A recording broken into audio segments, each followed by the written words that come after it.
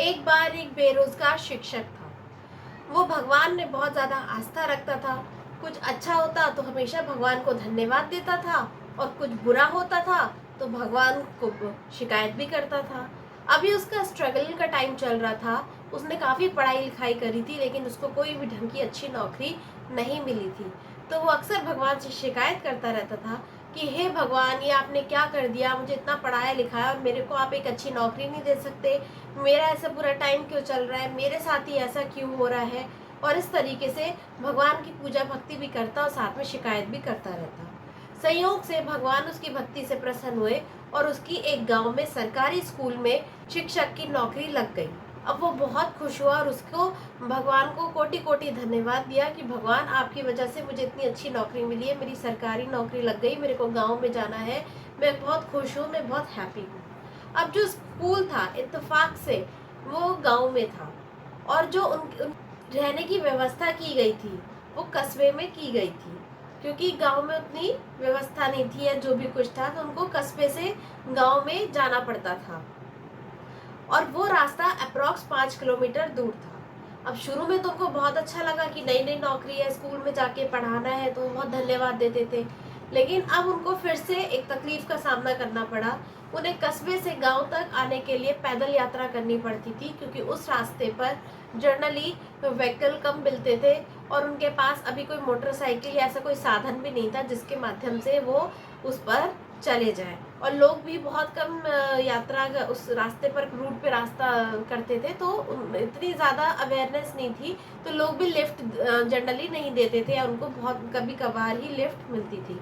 तो उन्होंने सोचा, एक टारगेट सेट करा कि 6-8 महीने वो बहुत अच्छे से मेहनत करेंगे और जो भी पाई पाई जोड़ के अपने लिए एक सबसे पहले मोटरसाइकिल खरीदेंगे और कम से कम खर्चे में काम चलाएंगे। तो इस तरीके से वो अपना हर महीने गुजारा भत्ता करने लगे, जितना कम से कम में हो वो उतने में करने लगे, और पाई पाई जोड़कर 6-8 महीने में जो उन्होंने टारगेट सेट किया था, एक बहुत अच्छी मोटरसाइकिल उन्होंने खरीद ली। अब वो फिर से भगवान को धन्यवाद देने लगे कि भगवान, आपको कोटि कोटि धन्यवाद, आपकी कृपा से मैंने इस बाइक ले ली, मेरा ये लक्ष्य पूरा हो गया, मैं बहुत खुश हूँ, अब मुझे आने जाने में सुविधा होने लगी है। क्योंकि उनको जब वो बाइक चला के स्कूल जाते तो उनको बहुत अच्छा लगता, बहुत आनंद आता, और उनकी पैदल यात्रा भी काफ़ी कम हो गई। अब उनको उतना ज़्यादा चल के नहीं जाना पड़ता था, तो उनको थोड़ी सुविधा हो गई थी। बट वो अपने स्ट्रगल के दिन नहीं भूले कि जब वो गांव में नए नए आए थे, और क्या कहते हैं, वहां पर कस्बे तक जाने के लिए उनको मीलों पैदल यात्रा करनी पड़ती थी। 5-5 किलोमीटर उनको पैदल चल के जाना पड़ता था, गर्मी हो, धूप हो, बरसात हो, लेकिन उनको पैदल जाना पड़ता था। तो उन्होंने यही डिसाइड किया कि जिस तरीके से वो परेशानी से गुजरे हैं, वो कोशिश करेंगे कि जितना होगा वो लोगों को लिफ्ट देंगे, लोगों की हेल्प करेंगे। तो उन्होंने सोचा, जिस तरीके से मैं परेशान हुआ था, मैं और लोगों की हेल्प करूंगा और उनको आते जाते लिफ्ट दूंगा। अब हर समय मास्टर जी के बाइक पर पीछे कोई ना कोई बैठा हुआ दिखता। कभी वो एक स्कूल जाते बच्चे को लिफ्ट दे देते, कई बार वो किसी बुजुर्ग को लिफ्ट दे देते, कई बार किसान भाइयों को शहर छोड़ देते, और जब भी वो स्कूल जाते, स्कूल से आते, कोई ना कोई उनकी बाइक पर बैठा हुआ मिलता था। तो अब उनकी बाइक को लोग दूर से ही पहचानने लग गए थे। उनको पता था कि अगर मास्टर जी की बाइक दिख गई तो कोई हमें लिफ्ट ज़रूर मिल जाएगी। और वो भी, अब उनको भी ज़रूरतमंद की हेल्प करने में बहुत मज़ा आ रहा था, और इस काम को वो भी इंजॉय कर रहे थे। एक दोपहर वो अपने स्कूल से वापस लौट रहे थे, तो दोपहर के टाइम पर उनको कोई भी ऐसा राहगीर या मुसाफिर नहीं दिखाई दिया जिसको लिफ्ट की ज़रूरत हो। तो वो सोच रहे थे, आज तो कोई है ही नहीं, काश कोई मिल जाता तो मुझे भी अच्छा लगता, मेरा भी रास्ता कट जाता, अकेले सफ़र तय नहीं करना पड़ता। खैर वो चले, थोड़ी दूर में आधे रास्ते ही पहुंचे थे कि उन्हें एक व्यक्ति लिफ्ट मांगता हुआ दिखा। वो खुश हो गए, मन ही मन खुश हो गए कि चलो, भगवान ने मेरी प्रार्थना सुन ली, थैंक यू भगवान जी इस व्यक्ति को भेजने के लिए। और उन्होंने उस व्यक्ति को बिठा लिया, क्योंकि उसको लिफ्ट चाहिए थी। और जैसे ही वो आगे बढ़े और सुनसान रास्ते पर पहुंचे, तो उस व्यक्ति ने तमंचा निकाल के उनके गर्दन पे रख दिया, चाकू निकाल के, और बोले, अब ये बाइक यहीं पे रोक दो और इसकी चाबी मुझे दे दो, आगे ये बाइक मैं खुद चलाऊंगा। वो मुसाफिर के रूप में कोई चोर लुटेरा था।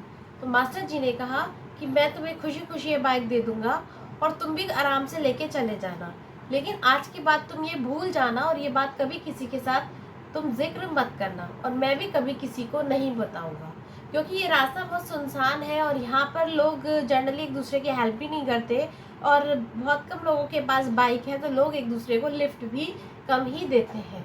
तो फिर अगर तुम ऐसा करोगे तो लोगों का भरोसा, एक दूसरे पर भरोसा उठ जाएगा और आगे कोई भी किसी को लिफ्ट नहीं देगा और इस वजह से बहुत सारे ज़रूरतमंद लोगों को परेशानी का सामना करना पड़ेगा। लोग एक दूसरे का भरोसा करना छोड़ देंगे। तो एक प्लीज़ आप इस बाइक को ले जाओ और मैं भी अपने घर जा रहा हूँ। आज के बाद कभी हम इस बात का कोई जिक्र किसी से नहीं करेंगे। मास्टर जी की बात सुनकर एक बार तो चोर का दिल पसीज गया। फिर उसके मन में आया, नहीं, मैं जो काम करने आया हूँ मैं उसको करूँगा। अगर मैं ऐसे दयावान हो जाऊँगा तो फिर तो मैं अपना काम चोरी कभी कर ही नहीं पाऊँगा। और उन्होंने कहा, चुपचाप तुमसे जितना कहा गया है तुम उतना करो, आगे जाके बाइक रोक दो और क्या करना है ये मैं डिसाइड कर लूँगा, तुम अपने घर जाओ।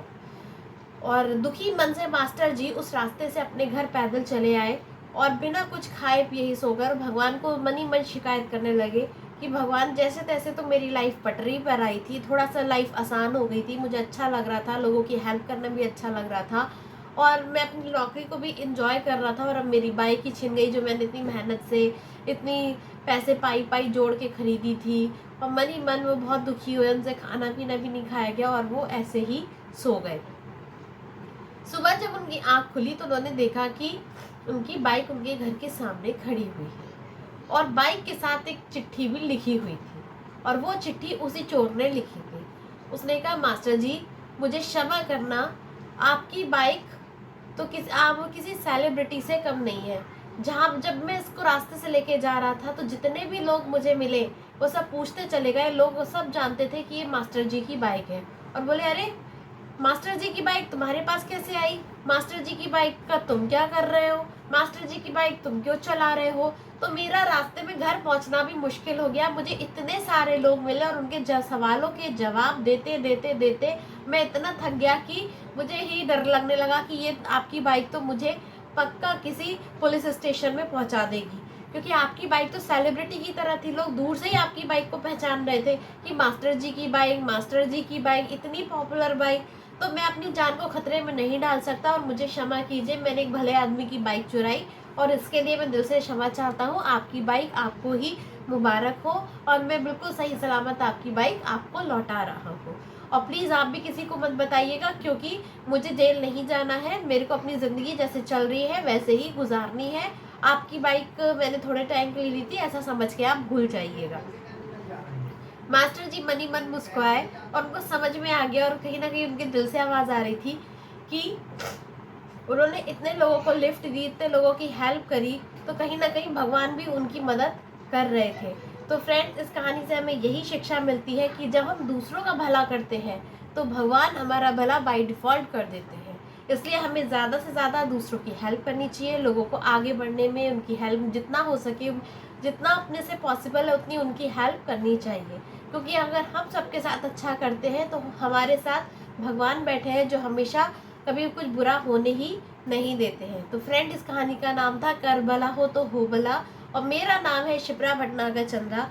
और आप सबका मेरे चैनल शिप्रा मोटिवेशन में बहुत बहुत स्वागत है। अगर आपको ये स्टोरी पसंद आई हो तो प्लीज़ इसको लाइक कीजिए, चैनल पे नए हैं तो सब्सक्राइब कीजिए, अपने फ्रेंड्स और फैमिली के साथ शेयर कीजिए और ऐसी मज़ेदार स्टोरी के लिए मेरे चैनल पर बने रहिए।